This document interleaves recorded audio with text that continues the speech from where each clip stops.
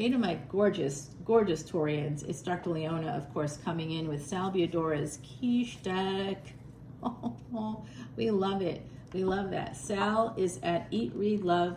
The eat part comes from this quiche deck, is connected to that actually, because Sal was a baker. That's why it's Eat, Read, Love. He loved to bake. I think bread was one of the things he loved, but quiche was obviously amongst his faves because he named this deck after it. Well, he'll have to fill you in on what that might be. Go over to his channel. He doesn't pay me to say anything like that, but he was a very kind person to me and absolutely, you know, was just very nice. So I feel like when people do nice things, especially when they helped you, you know, sort of cross a threshold to do the thing I'm doing right here, right now, then why not?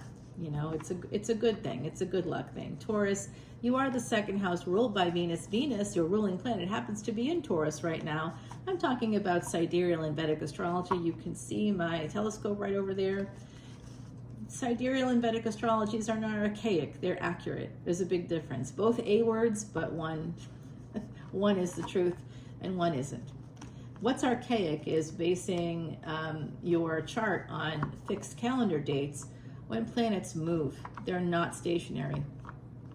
How can it be a season with calendar dates? It can't be, and it isn't, right? Because planets are not stationary. So how can something that was set 2,000+ years ago, 3,000 years ago, how can that be the case? There's no seasons like that in sidereal and Vedic astrology because we use the actual degrees. We also don't center everything around the sun. Each planet, each graha, has an important message for us. Venus, in particular, is important for karmas, for marriage, because it rules the 7th house. It's really important for so many things. Venus is the guru of the underdog. So many of you may feel like the underdog, and you may also be rooting for the underdog. So if you have Venus conjunct or in the same house as Ketu, because they were both born in the 8th house, you may be somebody that's amenable to adopting dogs from shelters or pets from shelters, animals from shelters, because of that, specifically dogs. Yes, you heard it here first. I also would like to tell you how gorgeous your energy is today, Taurus. I'm sending you blessings, love, and light. You are never alone when you're here on this channel with me. If you ever need referrals for people, let me know. I'm here. This isn't a professional channel, but I do certain things professionally that I'd be happy to help you navigate your way no matter where you are in the world. Because we all feel alone, but with Taurus energy, we're all family. That's the thing that connects us. I have a VIP, very important planet there. And in fact, I named a whole category on Patreon after that planet, the VIP. That's where you get a free Vedic astrology chart for anybody that joins from now until July 31st of 2025. After that point, if you're seeing this video a year from now, I'm sorry, that's never happening again. It's a $300 value, and I'm tired of giving away $300 worth of my time, energy, and effort every single, all the time. You know, I can't do it. I don't have the ability. I don't have the space. I've been doing it for 3 years. If you haven't gotten it by now and you don't join before July 31st, your loss, my gain. Guys, come on over to Patreon. You'll still get a free personal reading after the 31st for VIP memberships only, new VIP memberships only. It's a 1-question personal reading. I have to say all those little details because somebody, who shall remain nameless for the moment anyway, said to me once, well, I heard you say it in 5 videos, so I think I'm owed 5 personal readings. I was like, excuse me? I'm blocking you from my channel. You're not welcome in the community. No, that's a big no. Yeah, we don't take kindly to narcissists in my communities. We keep them out. So if you want to join Narcissist-Free Zone, come on over. Oh yeah, here it is. This is so interesting, guys. Here's what I'm seeing for you. By the way, all proceeds from our Patreon channel go to Elephant Aid International's Elephant Refuge of North America.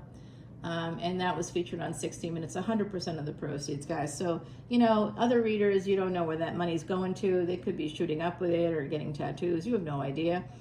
With my channel, it's totally transparent. So if you want to erase past sins, if you want to at least put in, you know, like it can't hurt, right? Like, I don't know if it really works or not. I think it does because of the things that have happened to me since I started doing it, all positive, especially for my Venus. Very positive for Venus. Providing a home for creatures that can't provide for themselves gives you, like, as soon as within 6 months, I got the ability to buy my own house. Even though I'd never been able to do that before, of starting this work with the elephants. And then I used Vedic Astrology itself to see in my chart that I wasn't going to die at age 28.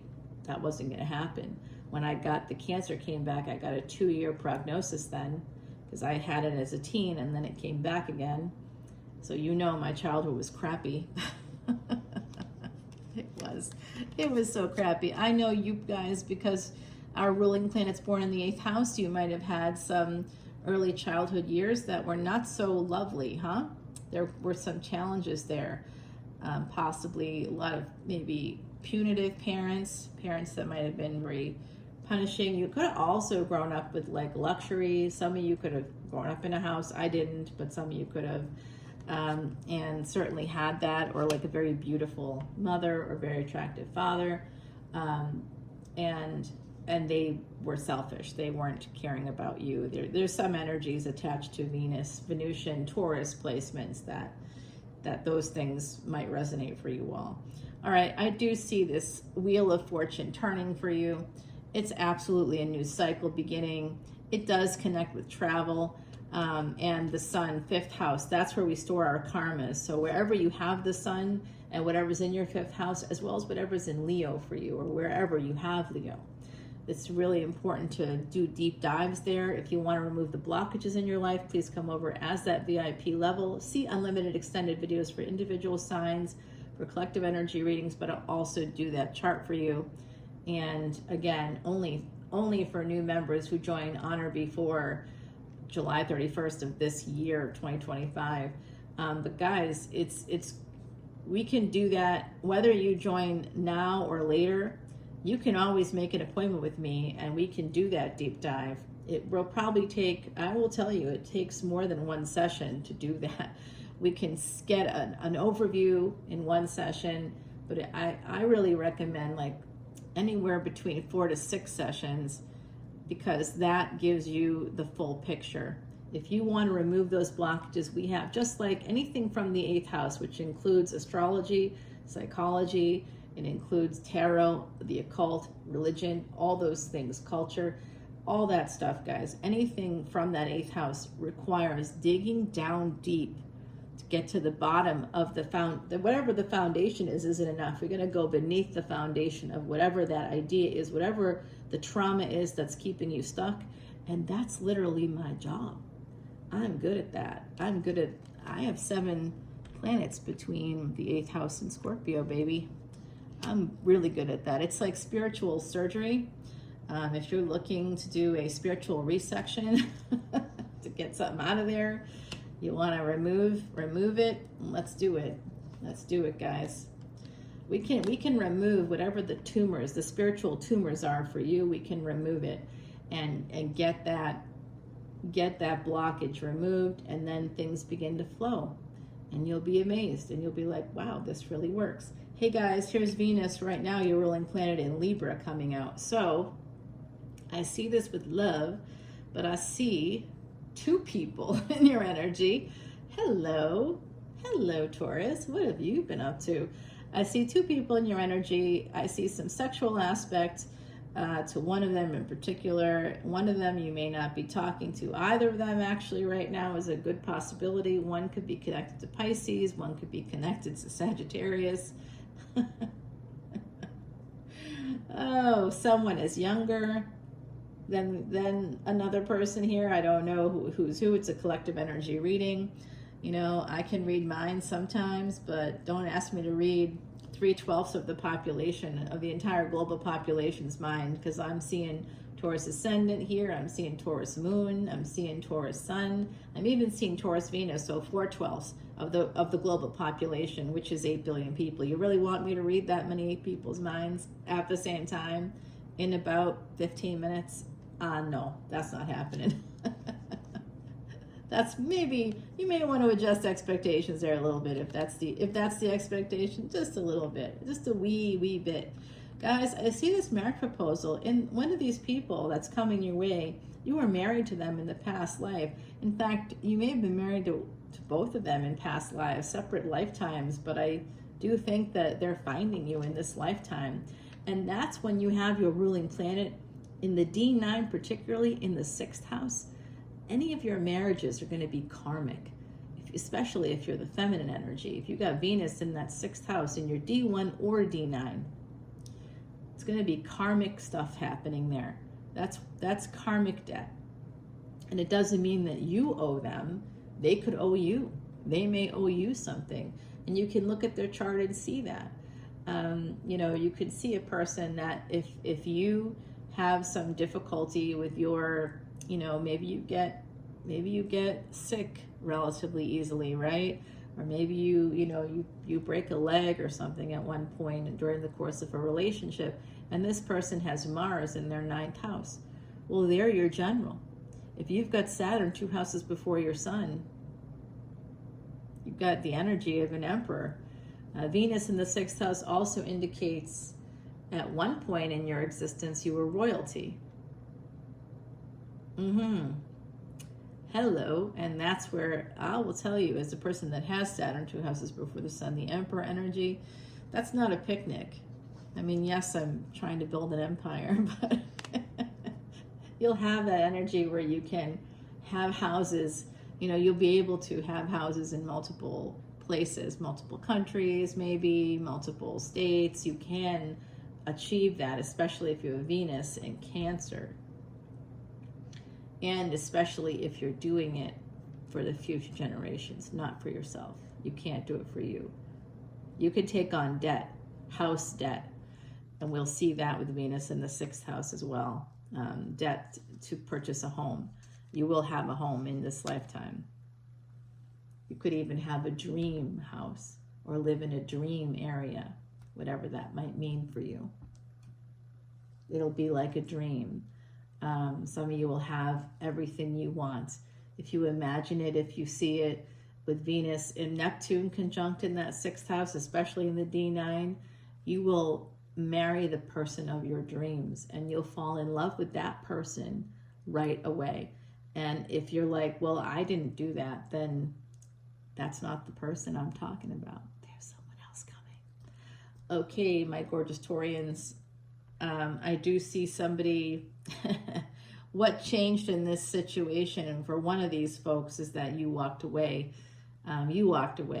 Both of these people see you as friends, as friendly. They both kind of hope to see you out and about, you know, in the community. They look forward to like seeing you again. They like you. They think of you in friendly ways. But you could have been a third party for both of these people. I don't know what the level of involvement was. One of these folks is hot for you, and they definitely want to, you know, F your brains out. And one of them is just deeply in love with you, and you're the sun for both of these folks. You're the sun. You shine like the sun for both. When they see you, they feel like happier. You make them happier, and you give an impression of wealth also to both of them. That may or may not be the case, guys, so don't get upset with me when I say it. Like, I think it's interesting when I say things like that and people get upset. What do you mean I'm going to be wealthy? I'm not wealthy. Okay, calm down. You don't have to be wealthy, but wouldn't you like to be? You know, Venus is your ruling planet, so whatever is in a Venus ruled house for you, like Saturn in a Venus ruled house. Saturn can give super wealth over time, long periods of time, incrementally. So it's about building that wealth. That's real estate, guys. That's real estate. So if you have Saturn in the 2nd house, or Saturn in the 2nd house, especially if it's in like Libra in the 2nd house for, say, a Virgo ascendant, lucky you, exalted Saturn. Saturn's exalted in Libra. Why? Because of things like marriage and real estate. Those are things that accumulate wealth over time. If you're in a positive relationship with somebody, a positive forward momentum kind of a marriage, you're going to see financial progress. That's part of Vedic astrology. It's a contract.